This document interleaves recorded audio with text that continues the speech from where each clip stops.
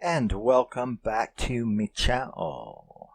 Unless you're new here, and then it's just welcome. My name is Rusty, and this is me channel where I talk about my favorite movies, mostly horror, and my favorite music, mostly metal.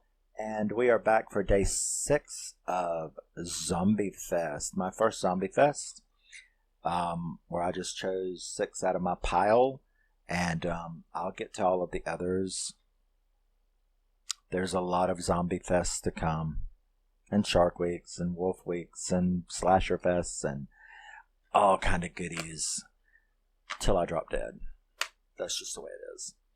Tonight, we are going to talk about Patient Zero.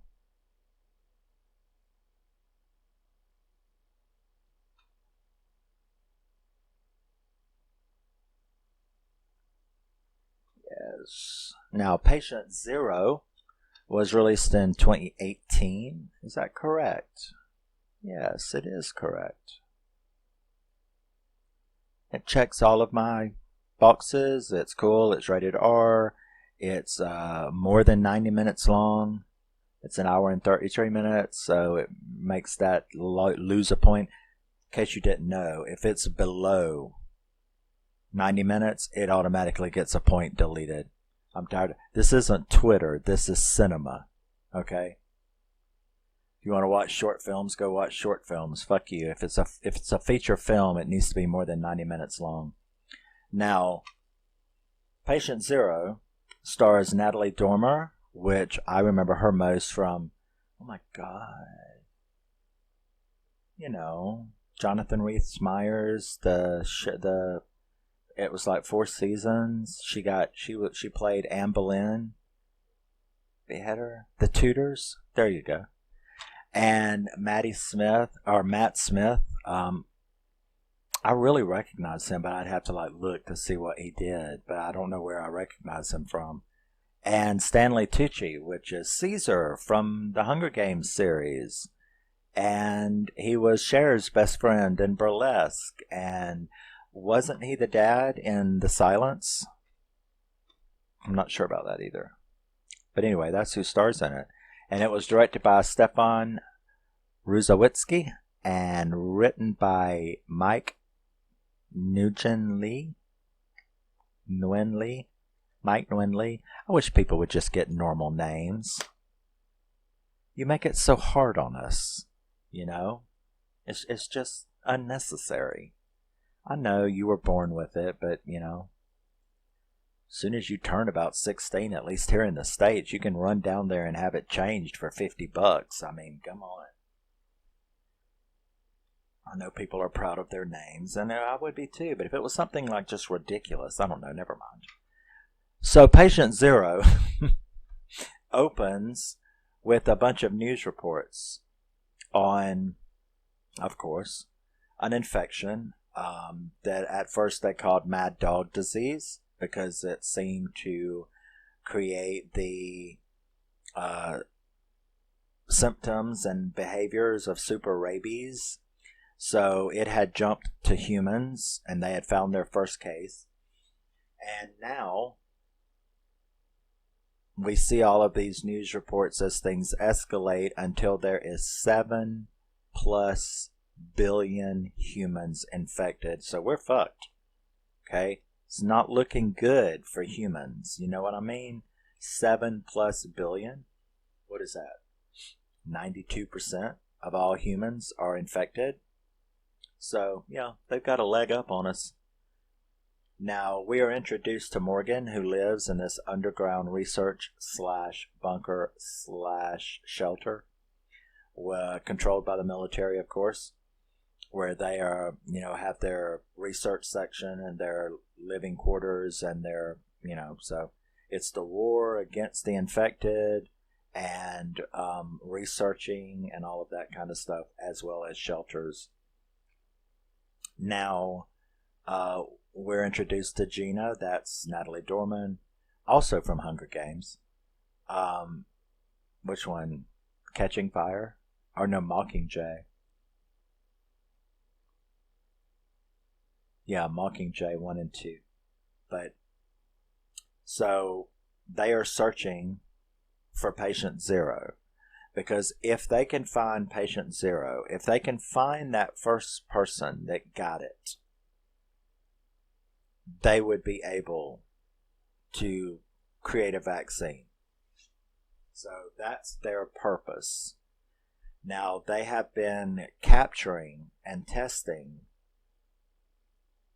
Zeds all this time, doing that, trying to get closer and closer back to the point where it occurred. Now, it turns out, and this is kind of the neat part, is that you have about 90 seconds after you've been bitten to have something done to stop it. Now, Morgan had been bitten, but it didn't change him. But what it did do was allow him to understand their language. So that was a neat twist. So he can actually communicate with these Zeds. Now, as we talked about in each one of these, each movie has its own version of a Zed, its own qualities, their movements, behaviors, capabilities. And in this one, they are still communicated. They can communicate with each other. They have their own language.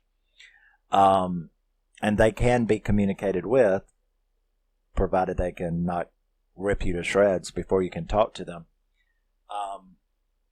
So he's able to do that. So he interviews one, and he calls him Joe. He interviews this Joe guy. That was a really cool scene. And, it's like, aren't you shocked that I can communicate with you and talk to you in your language? Now, we want to know where patient 0's at. What do you know about it? When were you bitten? When, where were you bitten? Because they're like tracing it back. And this has only been about 2.5 years. This apocalypse is only between 2 and 3 years. So the world was taken over quick by this virus. So Joe turns out to be one of the earliest that they've caught, and they feel like, are you running with patient 0? You know what I mean? So the stupid soldier guy, the sergeant guy, he comes in and shoots him because he gets so mad because it had killed 2 of his men to get these 2. And they're like, well, defeat the purpose much? Your soldiers died because of the attack. The purpose of the attack was to capture these people. Then you kill the person that they captured. Doesn't that kind of make their deaths for nothing? If we can't get any information out of this one, which we certainly can't now, since what's left of his brains is all over the back wall of the cell. Soldiers. It's like, what? They pick up a gun, they drop their brain. I don't know, it's weird. So she's all pissed off at him doing that, and so is, Morgan. So they're going to bring in number 2. Gina bitches him out. They bring in number 2. And we learn about this time that he had a wife, Morgan, and that his wife is here in the facility down there. They have cells where they keep some of these turned infected. And he's been giving her syringes of his blood every day, which has kept her from going completely. You know what I mean?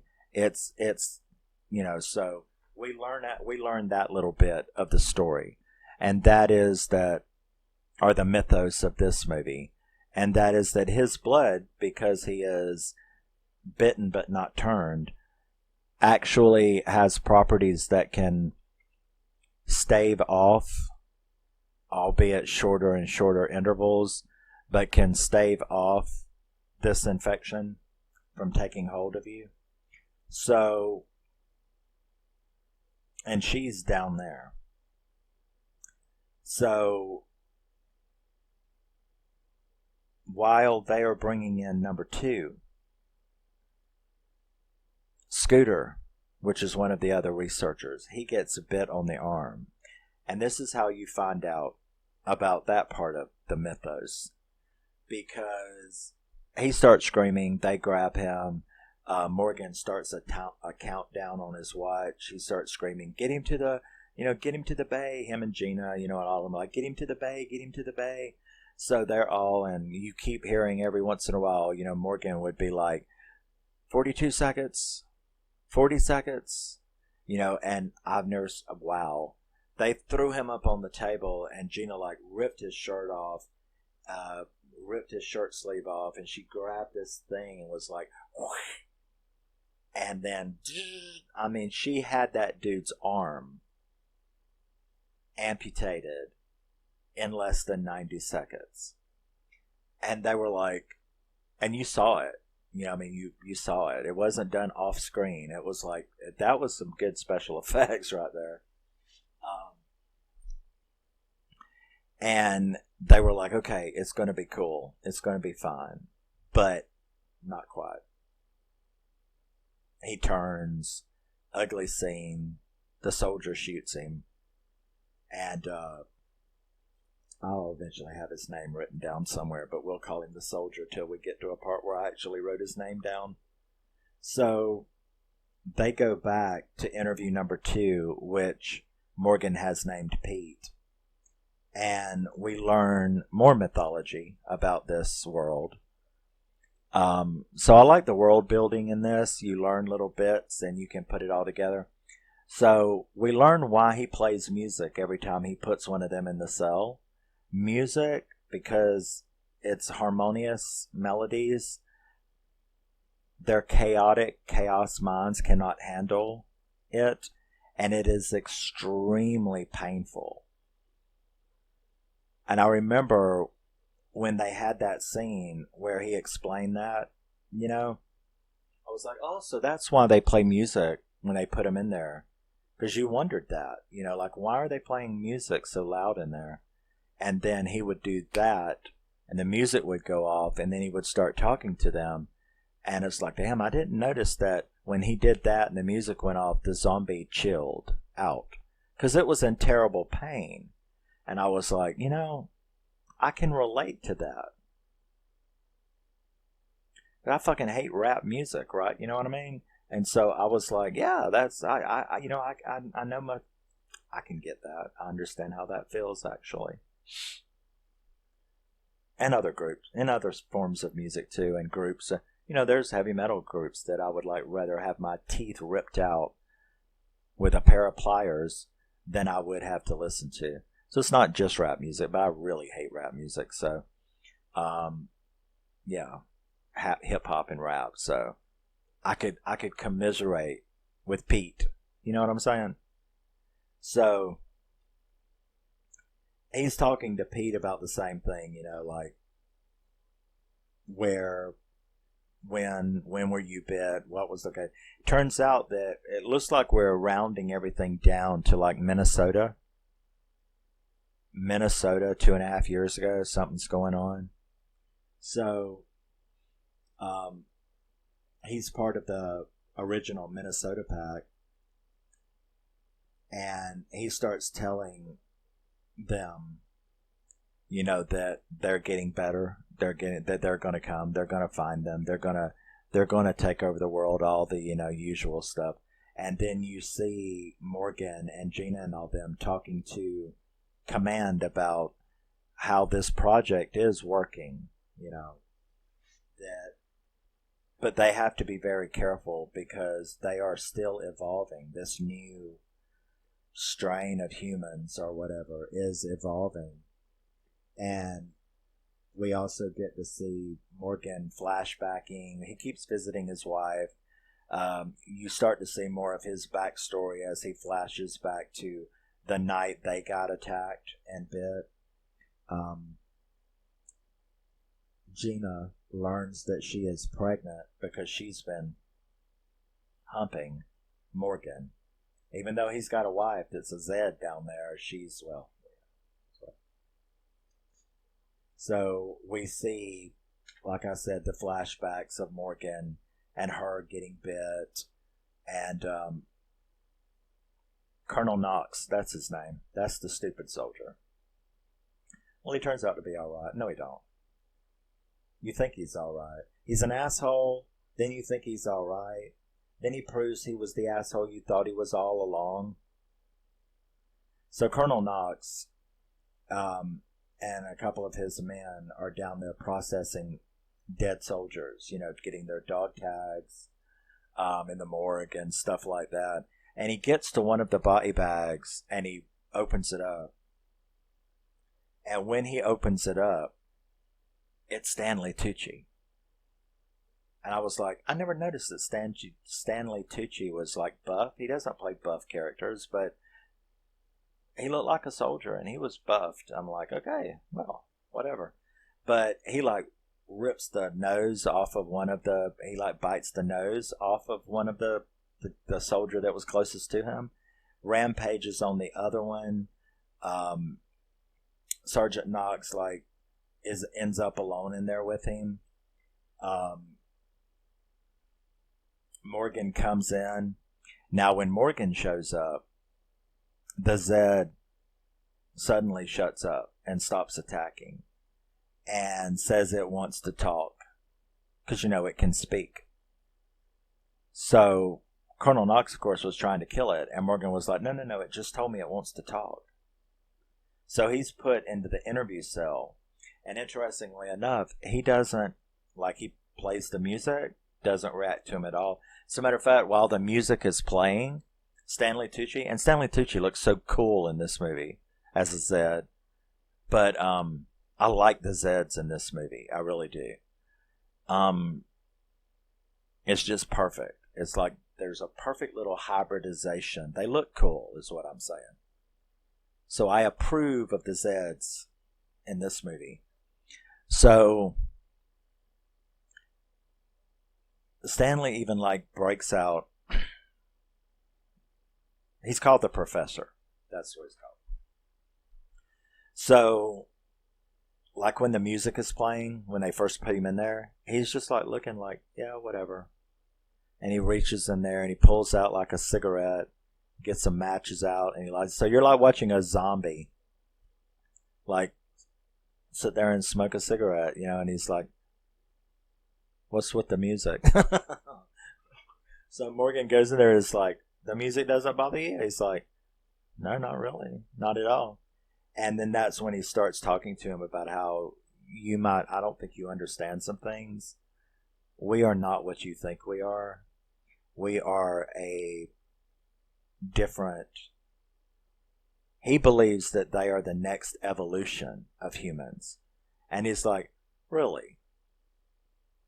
You couldn't even stay calm enough to reproduce. Well, exactly how are you the next evolution? So you have this nice little debate, where and Stanley Tucci is good at debating. It's like watching Donald Sutherland or something talk. So he claims that there is no patient zero. And then we get to see a flashback of when, because Morgan asked him, you're so different, are you patient zero? And he's like, no, I'm not patient zero. And we get to see a flashback of him in college, where he got bit. He was in class, he walked outside to take a phone call, the classroom was attacked by a pack of Zeds. He was attacked by a student who bit him. And then he went home and murdered his wife and daughter, ripped them to shreds. Didn't even change them into Zeds. He slaughtered them. And that was pretty intense scenes. Like I said, he claimed that there was no patient zero, and that they are the more evolved. and that they are the cure, that they are the cure for the humans, that this earth created them. So you can see these Zeds have sort of developed a mythology of themselves, and they believe that they are more evolved, they are the next evolution, and that the earth caused this to happen, the rabies thing, caused it to happen to erase the problem, one of its problems, that being human beings. So I guess he's sort of like a prophetic figure in his own mind. So yeah, we see the professor killing all of his stuff. Morgan starts figuring out, though, by the stuff that he's saying, that he's stalling for time. And he checks him real quick, because he's like, somebody here has got a tracker, you know. He runs down to the second one he had interviewed, Pete. He runs down there, and that guy, like, knows they're onto him. He, like, bashes his own skull in so that they can't interview him. And that's not really what he was there for anyway. He jumps on him, and he, like, rips him open, and he takes out, and it was a tracker. Well, it's all too late, of course, because the base is now being overrun. So we get a massive 20-25 minute scene of chaos, destruction, death, and gore, as, you know, all of the living people in there are ripped to shreds. Because Pete had that transmitter in him. That's how they found them. So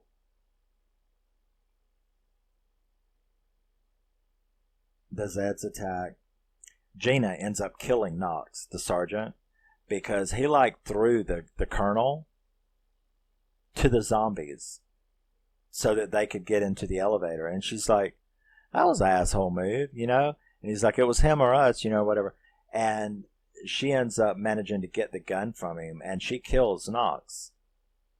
And that's what I meant by when I said he started out as an asshole. Then you thought he was all right. Then he turned out to be the asshole that you always knew he was. So there's only 3 of them left. Now, Morgan, he's ran down there and got his wife. Remember, she had been taking serums of his blood every day. So she was still in control of herself. And so Gina and Morgan and her are trying to escape up to the ground, because that whole place is lost. And not one single person has gotten out. They do manage to get to the top. And there is Stanley Tucci. There is the professor. And we get the quintessential boss fight between Morgan and his wife Janet. And more, I mean, they are all scrapping. The only one that ain't in the scrap is Gina, who's standing over there. But there's some ass whipping going on. Now, Morgan ends up impaling him on a big steel beam. And he's still alive, though. But that's how they get away. They manage to get into another area where Janet then sacrifices herself.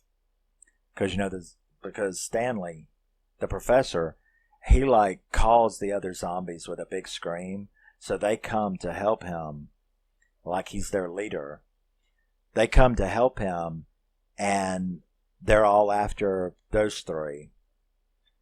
When they get into this room, she puts Gina and Morgan in there, and is like, well, first of all, she blows her wad about Gina, because she's like, I can smell her, and she's pregnant.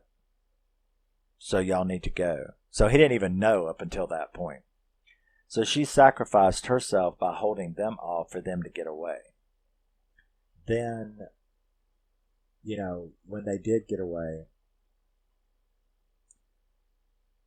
they remembered what the professor had told them, and that is that they know that Morgan, and anyone like Morgan, but especially Morgan, that his blood held the key to holding them off. That a cure or vaccine, at least a vaccine, can come from Morgan, which I don't think they had ever, they hadn't based their entire research on that, but he was like, the key to it is you. You think this patient zero is it, but it's not. It's you. And that's the reason why they had came and attacked that place. It was strategic. They came for Morgan. They wanted to get Morgan and kill Morgan because he is a threat to their existence. Because a vaccine, and maybe a cure, can come from researching his blood. So, now that Janet has sacrificed herself to let Morgan and Gina get away, they ride off on a motorcycle, on a motorbike. They're riding off going, we'll find another base, we'll take this information we've learned, we will get away, we'll be all right. And that was the end. And I was like, I mean, I hate when I'm into a movie and it ends. I'm like, no, I wanted more. So 2018, I mean, I guess they could make a sequel. I've seen some reviews talking about how this would have been a really good hard R series, not a regular TV series, but a rated R, hard R cable series or something. That would have been a really good pilot, which is a good way of saying we need a sequel. Whenever you say that would have been a good pilot, when you're talking about a feature film, what you're really saying when you say that is, I want a fucking sequel. So, yeah, I would really like to know what they do, But yes, that is Patient Zero, 2018. Natalie Dormer, Stanley Tucci, Matt Smith. Stanley was really cool as the professor. It was a really good movie. I really liked it. It's one of those out-of-the-way ones you may not have heard about, which is what I try to do, bring it to you. Spotlight. They need a little love, yeah? Indie. Please support indie horror. Go, buy it. It's like $7, brand new. It's still in the wrapper on eBay. You know what I mean? Support indie horror. And horror in general, and physical media in general. Love you, miss you, bye. We'll see you in the last one. And, yeah. Always remember, never forget, you are a very, very special person, even if you are not patient zero. And I will see you in the Day 7 of Zombie Fest. Thank you for tuning in to Day 6. Let me know if you have seen or heard of Patient Zero. What do you think about it? And I will see you in the next one. Love you, miss you. Bye-bye. Oh, we got this one under 30 minutes. Me and my mouth. You have no idea.